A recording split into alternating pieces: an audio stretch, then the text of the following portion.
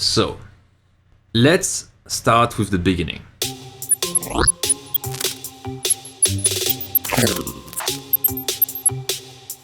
Today I was searching my old folders and I found a folder called Namur 97. 97, it means it's more than 25 years. 25 years!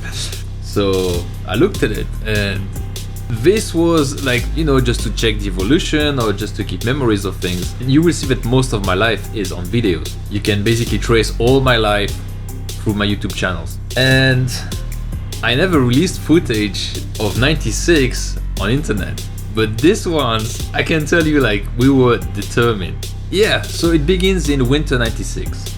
And I remember just one thing is the last Wednesday of summer 96, I play video games, chill by myself. My mom enters into the room and she tells me, starting September, you have to go to the boarding school. The weekend you will sleep at your grandma.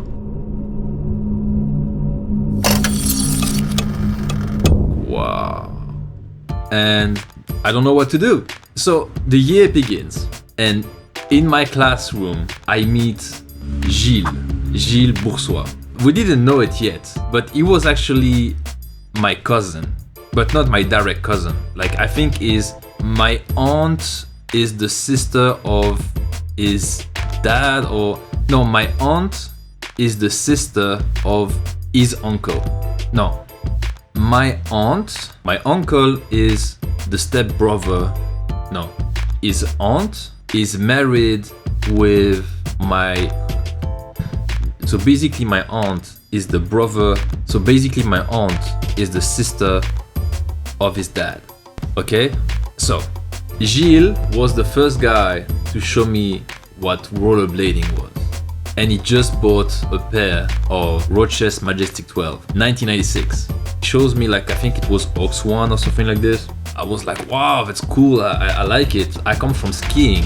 So skiing, blading, that was something where I was like, that's my skateboarding. Didn't know how to begin, but I tried, just for a day. From there, I bought some Majestic 12, but with the 13 instead of the 12. Winter begins, we didn't stop skating at all. The whole winter, even when there was snow, we always found a way to skate during winter. We wanted to skate, we wanted to learn. We were watching Ox 1. I remember Ox 1 particularly. And we already had like Dare to Air and everything, but it was like the style of Ox 1. This is rock and roll. I love it. Then I met more people. I met Larry, Seb, all those guys from Namur. None of those guys right now skate anymore. I think I had like a mini VHS camera, but the oldest images I found were these ones. These ones are the last images I have from that era on my computer. I just want to waffle a bit on it, but this is it. This is the beginning of skating for me. I didn't understand back in the days like the motivation we had. I knew we were motivated, but I didn't understand why people were looking at us like, you crazy guys. We were crazy, but so motivated. I remember many times talking with people and they were like, oh, I don't know if I will keep skating. And in my mind, it was not an option. It was blade or die. This is why I did the legacy profile. Even people didn't maybe understand exactly what legacy stands for. It was this, actually. It was blading changed everything. There was something different with blading. I could express myself. I could show my way of doing tricks. Yeah, obviously sometimes people say like, oh, you do the tricks like this guy. Yeah, but it just happens that that guy has the same way of doing things. But it's still your style, you have your twist on it, something that makes you basically. It's freedom of expression. This is what I wanted to explain in the legacy profile, but I didn't have the words at that time because I didn't even understand exactly what I was trying to explain. Don't let anyone tell you like who you should be, how you should behave.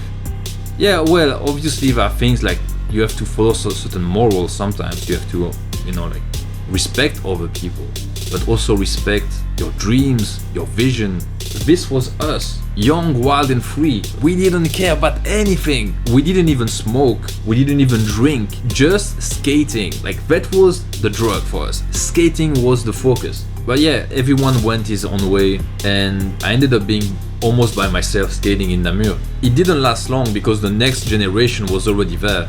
I was in the middle of two generations. At that time, I felt like I was part of something. I was part of blading at that time. And I was at the right place, my place, into the right mindset. It was perfect. I was filming blading. That's the thing that I want to do. And that's why now, 25 years later, I was meant to show you images of me with my friends, and we had no structure. We were not like an official group. We had no names. Clothing is also part of the lifestyle of blading, and all those things were the beginning of exactly what is happening right now. YouTube channels, unlabeled media, unlabeled clothing, waffling a lot, but it's just to explain you the context of, it's like the memory of a mindset that I had, and it's kind of like coming back. That's exactly what I wanted to express. Focus on yourself, guys. First, then make other people happy. Don't let people change your mind to the point where you don't even know who you are anymore. If you like to paint, paint. If you like to sing, sing. I wanted to blade. That's what I did. And I didn't even think I was good. Like, I was like, I'm not too bad. Like, I can do some stuff, you know, like I can do some tricks. Do the things you love to do and you will become good at it. And remember, like, you can also be bad at things you don't like. So why not give a try to the things you like? That's the point. That's the thing. You're scared. Find a way to get over it. Find the strength, like go incremental if you need to go incremental. But start, begin, do something. But I did it because I wanted to do it. I wanted to make beats. I did it. Do the things that you like. Maybe not in 5 years, maybe not in 10 years, but I see it now with 25 years. 25 years. I understand the value of what I was doing back in the days. I understand now the value of me taking my skates, doing tricks when so many people told me like, what is the logic into this? Like, sometimes it's not about logic. It's more about freedom. It's more about having the right to be who you really want to be. And that's the thing is, stay free, my guys. Stay free.